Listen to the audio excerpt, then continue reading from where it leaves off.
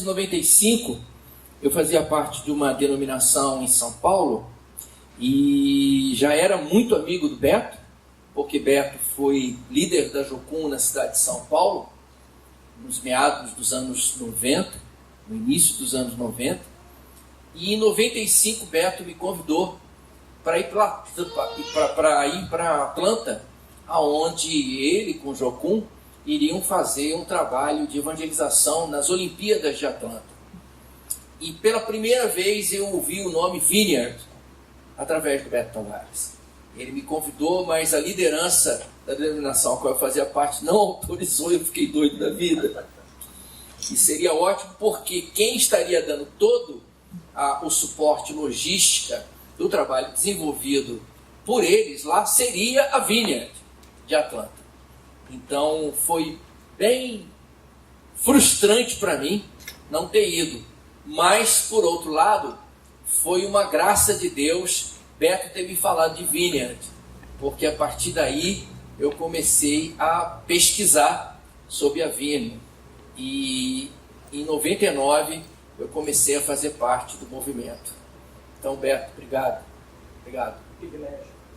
por esse privilégio, por essa bênção, né, de poder ter me apresentado algo que eu fui descobrir que fazia parte do meu código genético, que eu nasci para esse negócio, né?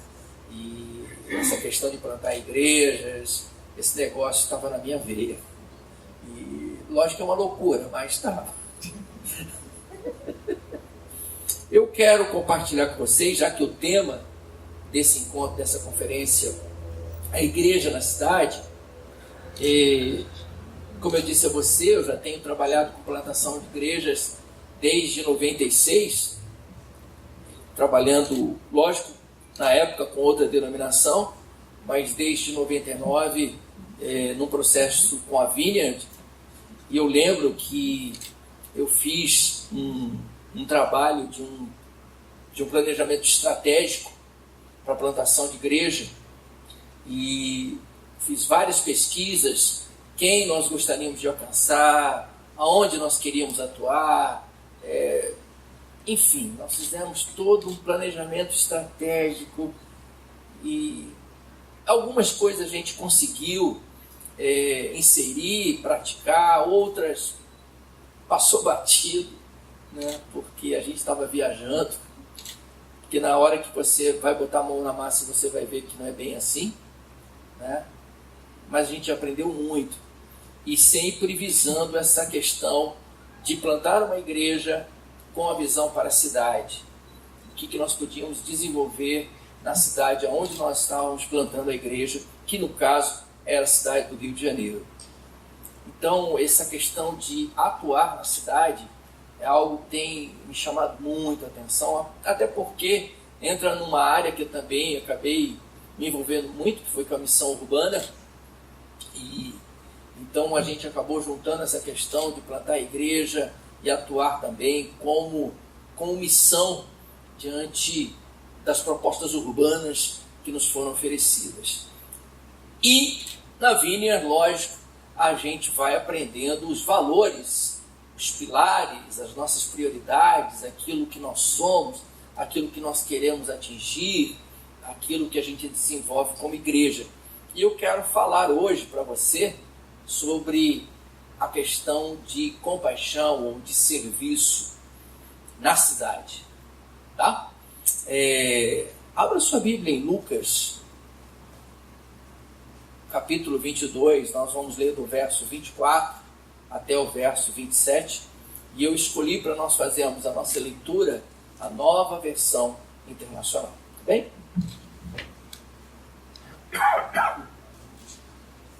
Lucas 22, 24 a 27.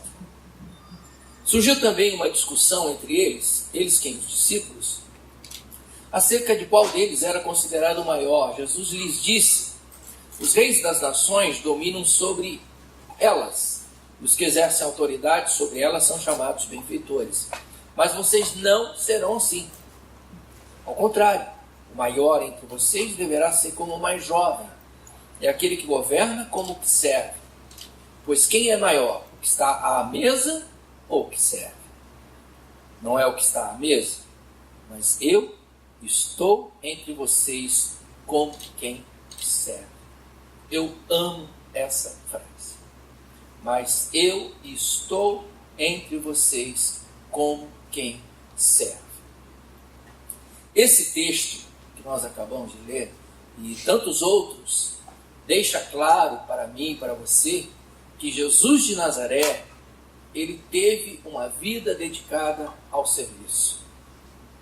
Ele teve uma vida dedicada à compaixão, a atitudes compassivas, misericordiosas e abençoadoras. Não faltam exemplos de serviço focando ou dando direcionamento à pessoa de Jesus. Nós vamos encontrar uma palavra no Novo Testamento para serviço, que é muito citada pelo apóstolo Paulo, que é a palavra diaconia, que significa serviço. O serviço, ele nos convida ao diálogo. Eu diria para você que é o testemunho concreto da vida de um seguidor e de uma seguidora de Jesus.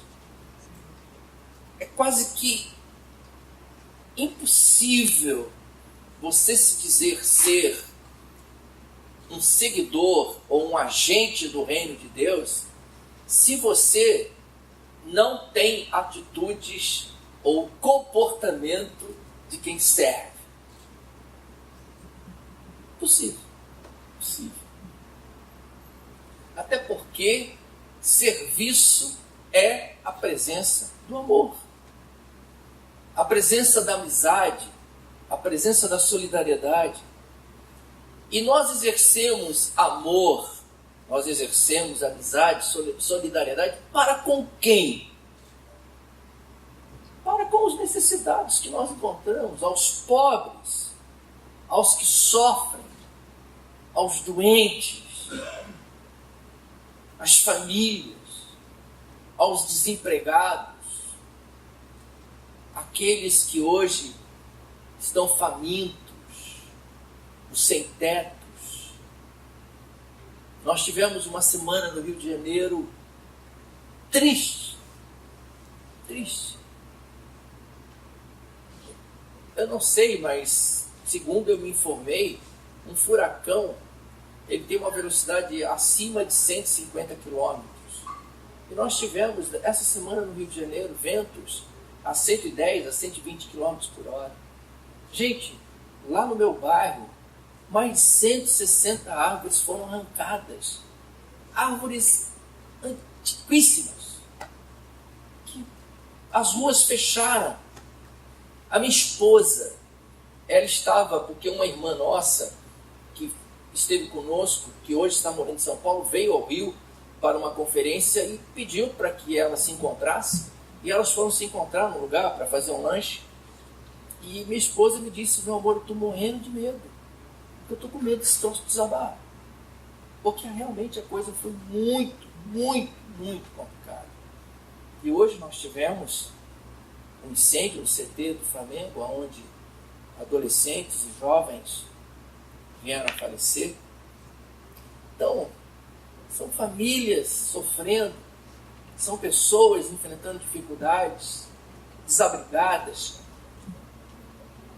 E o Senhor Jesus nos convida a exercermos esse tipo de serviço, que é a presença do amor, que é a presença do cuidado, que é a presença da amizade. Não é? Jesus, ele disse que ele não veio para ser servido. O Senhor Jesus, ele veio para servir. Esse é o ensino dele. Então, como igreja que somos dele, a igreja vinha aqui de Vila Velha, outros irmãos de outras comunidades que estão aqui nessa noite, nós temos que aprender, ou nós temos que adotar na nossa jornada uma atitude servidora. Nós temos que nos tornar numa comunidade servidora, que usa os seus talentos, que usa os seus dons para servir o próximo. Esse é o nosso papel. É assim que nós temos que ser. Então, o convite de Jesus, amados irmãos, é para que nós sejamos uma igreja samaritana.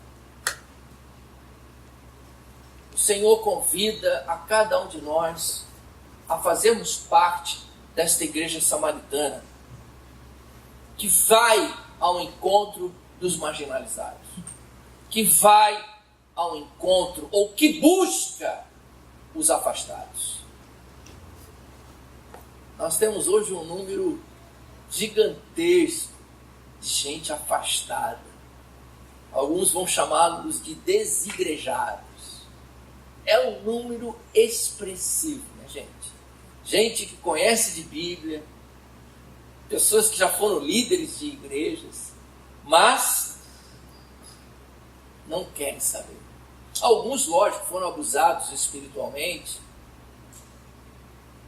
e muitas vezes nós temos que nos tornar nessa igreja samaritana que vai ao encontro deles, os afastados, e que acolhe fraternalmente os que estão caídos, usando a parábola, usando a linguagem de Jesus, né? Vai ao encontro, acolhe fraternalmente os que estão caídos à beira do caminho. Nós temos que nos tornar numa igreja assim, não é? No nosso dia a dia, esse tem que ser o nosso papel. Então, como uma igreja samaritana, e tendo Jesus como modelo, porque Ele é o nosso modelo, e Ele nos ensina, e Ele nos orienta a não excluir, a não condenar. O convite que Jesus faz àqueles e aquelas que querem fazer parte da igreja samaritana é incluir, é integrar e salvar. Incluir, integrar e salvar. Esse é o convite de Jesus para cada um de nós. Ah, mas as pessoas são difíceis. E quem disse que era fácil? Não é? Mas eu gostaria de caminhar só as pessoas que se assemelham a mim. Esquece. Esquece. Isso não existe. Você vai ter que lidar com pessoas que pensam muito diferente de você. Né? E nós pudemos ver isso nas últimas eleições. Nós pudemos ver isso. Né? O quanto que as eleições mostraram para mim e para você como a coisa está complicada. Né? Se você tem uma vertente mais esquerdista, ou se você tem uma vertente mais bolsominiana, ou de direita, as questões ficaram muito complicadas. No Rio nós pudemos ver isso de perto, o quanto isso foi difícil de lidar, porque algumas pessoas não queriam mais integrar-se na comunhão, na fraternidade, porque pensa diferente.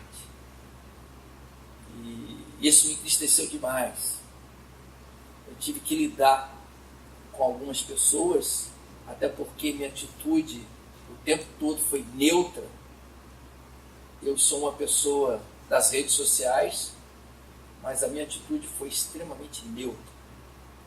Eu não quis discutir, eu não quis falar de política, porque eu sabia que se eu falasse alguma coisa, seria ou traria divisão. E não é esse o meu coração. Então eu fiquei neutro, mas eu tive que lidar com algumas questões nesse campo, porque pessoas pensavam diferente.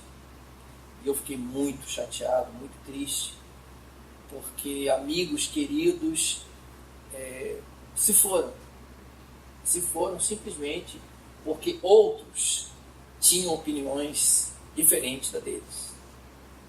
E eu encontrei dentro de mim uma certa tristeza, porque ou por causa da política as pessoas se separam.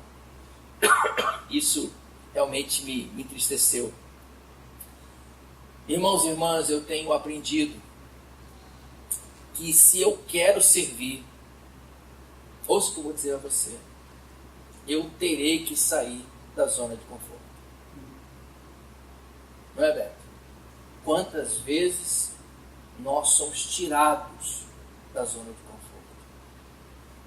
E quem faz isso nas nossas vidas é o Espírito do Senhor, que nos tira. Tem vezes que eu falo, Deus, por quê? Por que esse chamado? Por que fazer isso? Não é? Mas, se você, como a gente diz na Vineyard, se você é uma pessoa do reino de Deus, essa é uma linguagem bem vineyardiana. Se você é uma pessoa do reino de Deus, saiba que você será tirado da zona de conforto, porque o convite de Jesus é para servir.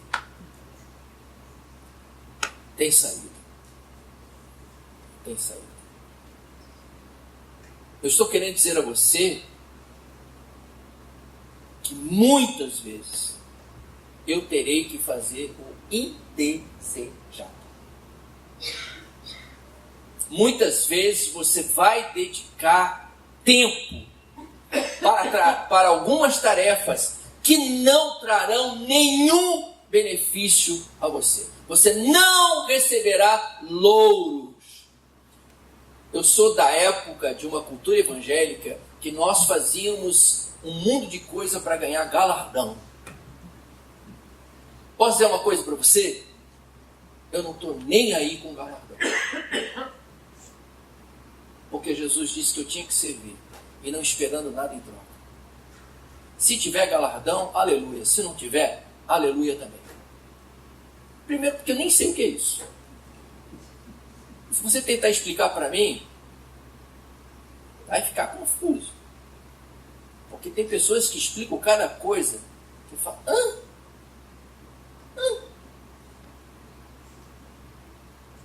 Faça sem esperar nada em troca.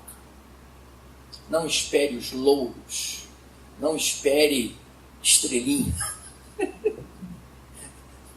Não espere o galardão. Apenas se doe. Apenas se entregue. Não é? Até porque, para nós servirmos, a gente entra numa luta. Por quê? Porque a gente tem que vencer o nosso orgulho, minha gente. A gente vai ter que lidar, a gente vai ter que combater o nosso próprio orgulho. Porque não é fácil servir. Porque para servir, nós temos que abrir mão dos nossos próprios interesses. E eu sou cheio de interesses pessoais. Não sei você, eu sou. Tem algumas coisas que eu digo, eu não vou fazer. Eu adoro ficar no sofá vendo Netflix. Amém, Jesus. É de Deus. Vocês não fazem ideia o quanto eu gosto de ver alguma série. Sou doido por documentário. Sou caça-documentário. Vários filmes. Então, cara, ficar no sofá, né? Vendo. Mas o telefone toca. E o telefone tocou. Ou então, hoje, não precisa nem tocar mais. Chega a mensagem no WhatsApp. E aí, meu irmão? Eu tenho que abrir mão dos meus interesses. Eu tenho que ir servir, acolher, abençoar, ouvir, atentar, respeitar, honrar. Esse é o convite que Jesus faz a nós, na cidade onde estamos. como igreja na cidade. É assim que nós temos que agir. Esse tem que ser o nosso coração. Até porque, como eu já disse, você vai fazer coisas e você não será reconhecido por aquilo que você fez. Se você quer ser reconhecido, esqueça. Não vai ser. Se você espera que vai receber depois uma mensagem, obrigado, que maravilha, você é uma bênção de Deus, você é um varão de fogo, você não vai receber nada, não vai acontecer nada disso. Não vai ser reconhecido. Até porque nós queremos ser reconhecidos por aquilo que fazemos. Você estudou, você se dedicou, você gastou anos numa universidade, você perdeu horas e horas e horas lendo, ou perdeu horas e horas para se aperfeiçoar em algo do qual você é capaz, aonde você exerce todas as suas potencialidades, para depois não ser reconhecido. E aqui vai um toque para os pastores que estão aqui. Esqueça querer ser reconhecido. Faça. Porque quem vai te reconhecer é o Espírito Santo do Senhor. Apenas faça. Não espera ser reconhecido, não espere nada. Porque muitas vezes nós vamos nos ocupar mais em dar do que em receber. Pode ter certeza. Muitas vezes, ouça o que eu estou dizendo, você vai ter que calar primeiro. É fácil calar primeiro? Quantas vezes você vai ter que se calar primeiro?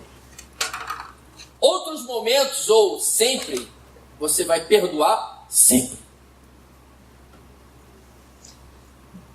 Nós temos que estar abertos para pedir perdão, ou sempre pedir perdão.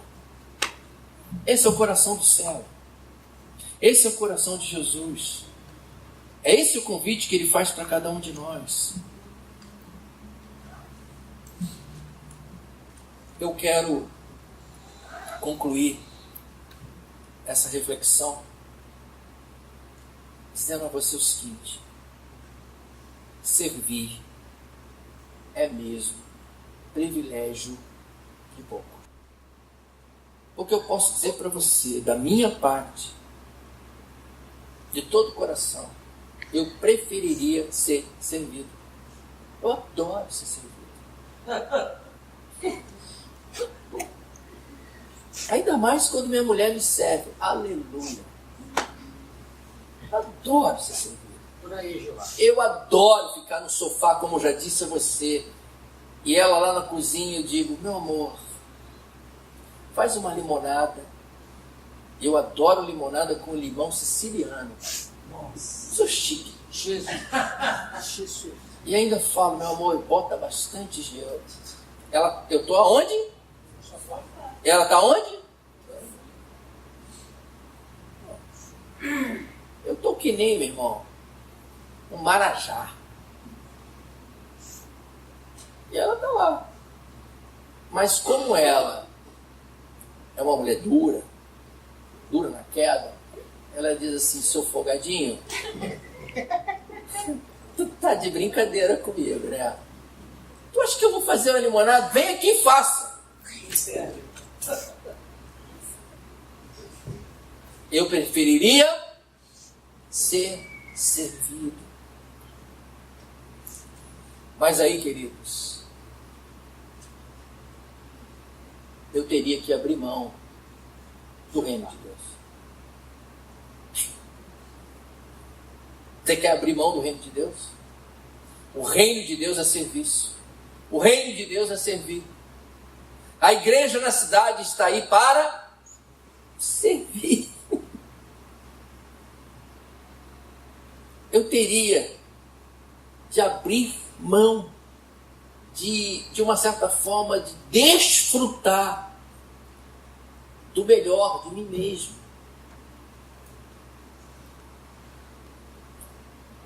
eu teria que abrir mão, sabe de quem? De você.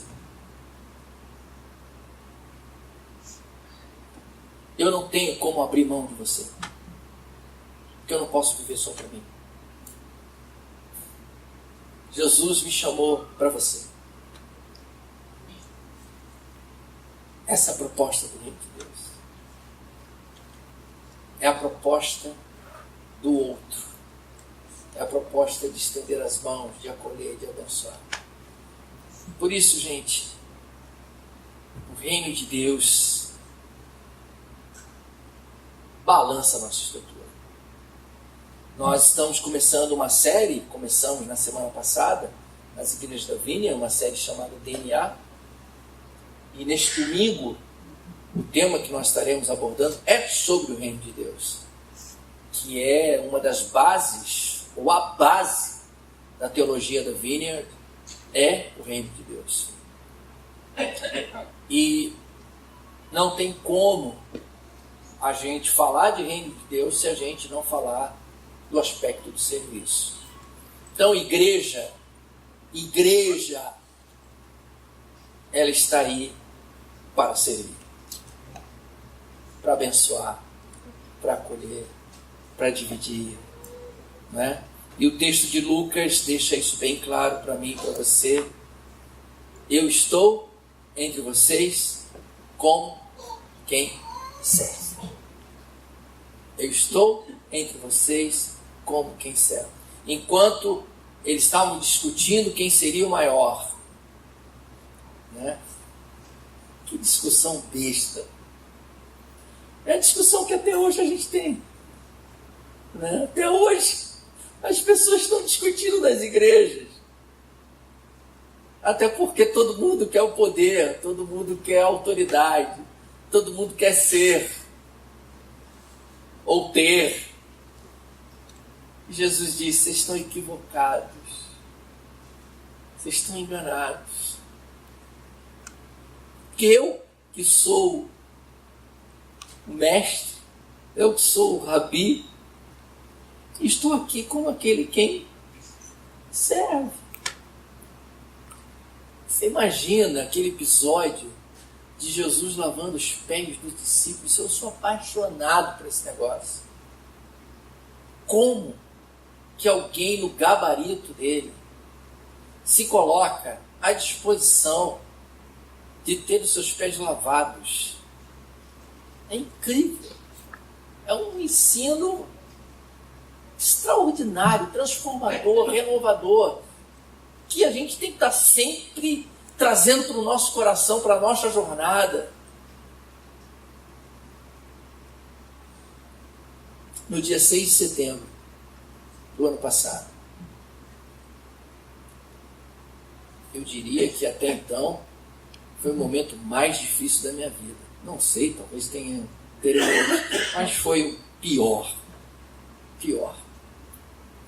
Eu entrei no hospital com um quadro terrível, com uma hemorragia. Eu não conseguia mais fazer xixi. A minha urina ficou estancada e só saía sangue. Sinceramente, eu pensei que eu estava com algo extremamente grave. Até porque as pessoas no hospital, quando me viram, disseram que era grave. E a dor era insuportável. Mas Deus, na sua infinita graça e bondade, eu fui na emergência de um hospital. E vocês sabem muito bem, aqueles que já foram atendidos numa emergência do hospital, vocês sabem que existem médicos, lógico, mas a maioria deles são clínicos gerais. Lógico que alguns têm a sua especialização, a sua especialidade, às vezes é um pediatra, às vezes é um ortopedista, dermatologista, mas você encontrar um urologista é bem difícil.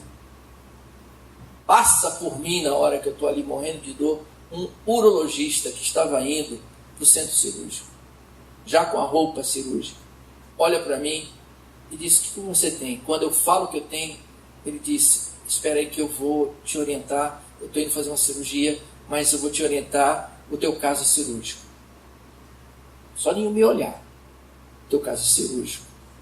E eu vou te encaminhar. Me encaminhou para as enfermeiras, dizendo o que tinha que fazer. Eu quero que façam um ultrassom nele urgente, faça isso nele. E eu morrendo de dor. Eles me deram tramal com dipirona e a dor não passava. Eu lembro que o César veio, porque Pita chamou ele veio e ficou orando comigo, só orando no Lifestyle Vineyard de oração, e foi me acalmando.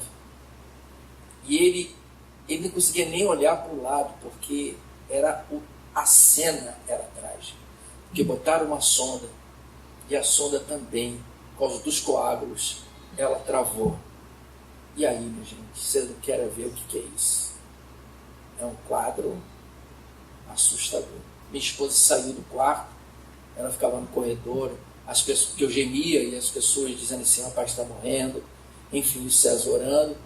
Logo que o César foi acabando a oração, vieram me pegar, me levaram para o centro cirúrgico. Segundo o médico, ia ser uma cirurgia muito tranquila, uma cirurgia de 1 horinha, porque ia limpar a minha bexiga, porque estava repleta de coágulos, e ele fez isso. Meia hora depois, começou a sangrar. Ele disse,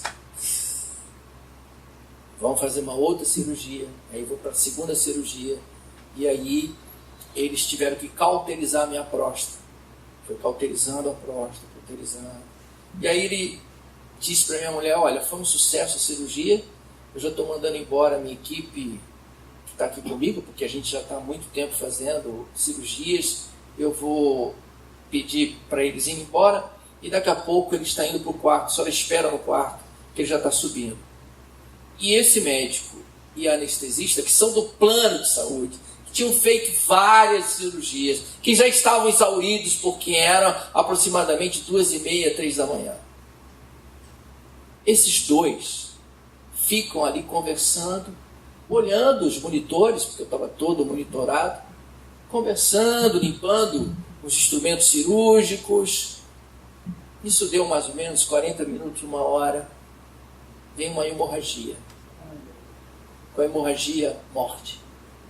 Segundo a linguagem médica. Eles me disseram depois que eu morri 2 vezes. Eu não sei o que é isso. Morri 2 vezes. Disseram que a pressão foi 6/4. Eles chamam isso de stand-by. Nem sei o que linguagem é essa. Não sei. Aproximadamente 16 bolsas de sangue. Eu fiquei depois parecendo fraco. Parecendo um Walk Dead. Mas algo que era simples. Chama minha mulher. Lembram que ele disse que eu iria subir para o quarto? Ele pede para minha mulher descer. E minha mulher, cheia de impressões. Já bateu o olho no médico e falou, já sei. Ele está correndo risco de vida, não é, doutor? Ele falou assim, é gravíssimo. E virou e foi embora. Essa mulher pegou a roupa, foi lá no quarto, levou para o carro e só chorou. Porque falou, ele vai morrer. Ela sabia. Segundo o que o médico falou, ela já olhou e falou, vai morrer. E aí ela falou, tudo bem, ele vai morrer. Mas eu não vou segurar essa onda sozinha, não. E aí ela começou a ligar para os líderes da igreja, conseguiu falar com um só, porque 4h30 da manhã, o que as pessoas fazem 4h30 da manhã? Elas dormem. Tenta ligar para uma pessoa 4h30 da manhã. Tenta não. Tenta não, né, Lu? Tenta não. Mandou mensagem no WhatsApp do grupo da igreja. Você tá de brincadeira. Ela conseguiu falar com o Paulo Leonel, o Paulo foi, e conseguiu falar com 2 pastores, amigos meus. Um deles estava indo pegar o filho, que estava vindo de São Paulo, porque dia 7 é feriado, tudo aconteceu no dia 6, ele estava pegando o filho para passar o final de semana com ele, e ela conseguiu falar com ele, e ele falou, não, estou indo para aí, estou deixando meu filho aqui, estou indo. E aí eles ficaram. Quando foi 7h30 da manhã, eles estão lá olhando. E aí vem as experiências mais incríveis. Eu tive numa outra dimensão, que eu não sei explicar o que é isso. Uma outra dimensão. Um negócio espetacular. Um negócio incrível. Que simplesmente mudou minha cabeça. Mudou minha vida. Por isso que eu estou dizendo para você que tem algumas coisas que para mim elas perderam o valor. Né? Por isso que hoje abrir mão de mim mesmo tem sido um pouco mais fácil depois dessa experiência, porque eu percebi que algumas coisas elas não têm valor nenhum. Algumas coisas pelas quais você corre atrás delas, esquece. Se dedique mais às pessoas. Isso tem muito valor. Esteja com as pessoas, esteja com a tua família. Saia com ele, vá rir. Porque tem algumas coisas que eu percebi. Porque quando eu acordei, eu experimentei uma paz tamanha, que aí eu me lembrei do que Paulo diz, que é uma paz que excede todo entendimento. É um negócio que não dá para explicar. Então, por alguns momentos, eu experimentei alguma coisa onde não há preocupação, onde não há insegurança, onde não há ansiedade, onde não há medo. Porque essas coisas ainda estão em mim. Ainda estão em mim. Estão aqui no meu pensamento. Essas coisas, elas me visitam o tempo todo. E naquele momento, essas coisas não estavam. Eu as procurei. Elas não estavam. Eu fiquei em êxtase. Como que se eu quisesse viver aquilo o resto da minha vida. E uma alegria, uma felicidade. E totalmente lúcido. Gente, eu tinha passado por não sei quantas anestesias. Era para eu estar grogue, não falando nada com nada. Nem olhando para ninguém, dormindo. A ponto de um gaiato que tem na minha igreja, que é o Paulo Leonel, é um gaiato, é um piadista, vocês precisam conhecer ele. Ele conhece todo tipo de piada. Gaiato. Tu conhece, né, Jaci? Conhece Paulo? Paulo é diretor de TV. Paulo, minha esposa, os dois pastores, o médico, o anestesista. A anestesista toda banhada de sangue. Ela até disse, olha o que teu amigo fez comigo. Banhada de sangue. Ele olha bem para mim, sério. Ele é um artista, gente. Artista. Eu estava de fralda e de um esparadrapo que vinha daqui até embaixo. Eu botei a mão, falei, caramba, nunca botei fralda? Só quando era neném, mas eu não lembro. Assim, ele olha bem para mim, olha para o médico, diz assim, mano, a cirurgia foi maravilhosa, foi tudo bem. Só tem uma coisa, sério. Enganaram, houve uma confusão e trocaram o teu sexo. Meus amigos, cara, pensa num cara que começou a rir. Eu não podia rir. Todo mundo, Beto, todo mundo rindo. E porque eu falei, cara, será que fizeram isso mesmo?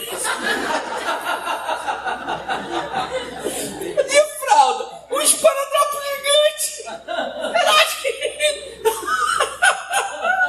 Gente, como a gente riu. E aí me levaram para a UTI. Fiquei 2 dias na UTI, depois mais 5 dias no quarto. Trocaram mesmo? Não! Não, Beto! Não, Beto! Mas essa experiência, ela ampliou o que eu estou compartilhando com você. No aspecto dessa questão do próximo, da compaixão, que é ou que faz parte do DNA da Vineyard, de servir, de acolher, de abençoar, que é o que a gente busca ser, abençoar as pessoas, ser gentil com as pessoas. Eu tenho ensinado lá a igreja a ter gestos abençoadores diariamente. Tenha gestos abençoadores todos os dias.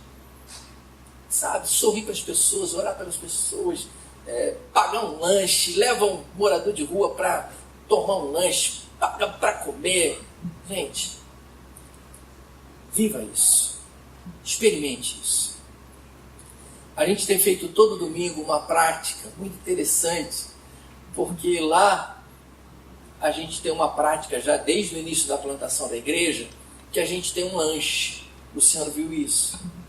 A gente para tudo depois da adoração e a gente vai lanchar. E o pessoal traz um monte de coisa, é bolo, é pão, traz de tudo. E às vezes, lógico, ninguém consegue comer tudo. E o que nós temos feito agora, todos os domingos, o que sobra, a gente faz um sanduíche, um bolo e tal. E quando a gente está indo embora, tem vários moradores de rua, que eles estão meio que aglutinados numa área. E a gente para o carro e a gente serve aquele pessoal. Meus irmãos, que coisa linda. Que coisa boa. Eles vêm, falam com a gente, educado. E aquilo me enche de alegria. Coisa simples, pequena, mas são gestos abençoadores que nós podemos fazer. Irmãos, igreja na cidade é uma igreja samaritana, é uma igreja que serve, é uma igreja que abençoa. E esse é uma das características da Igreja Vineyard no mundo todo. No mundo todo. Eu me lembro que em 2001 eu visitei a Vineyard de Anaheim e eles tinham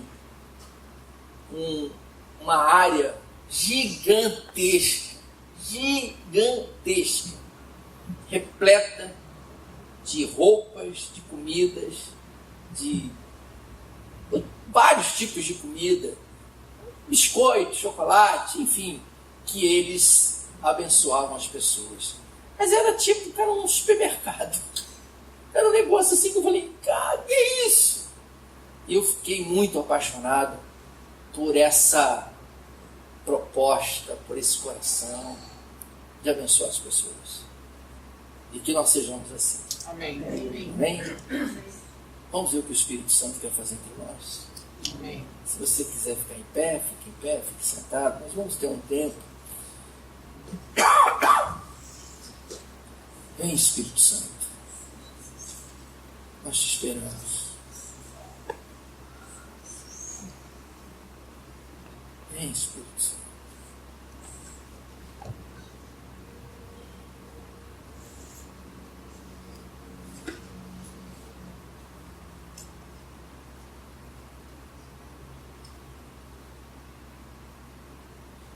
Eu quero orar com você, que talvez,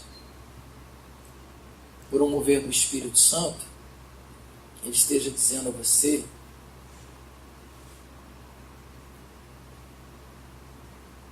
pessoas que você precisa servir.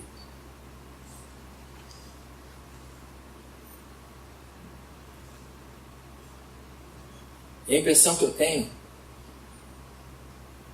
é que você precisa servir pessoas da sua família.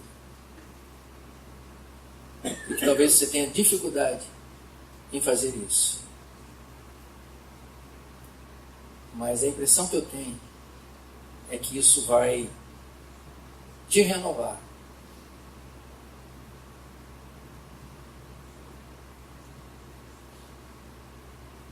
Se isso tem a ver com você, com o teu momento, eu te peço que você saia do seu lugar. Você vem aqui à frente para que nós possamos orar com você. Se você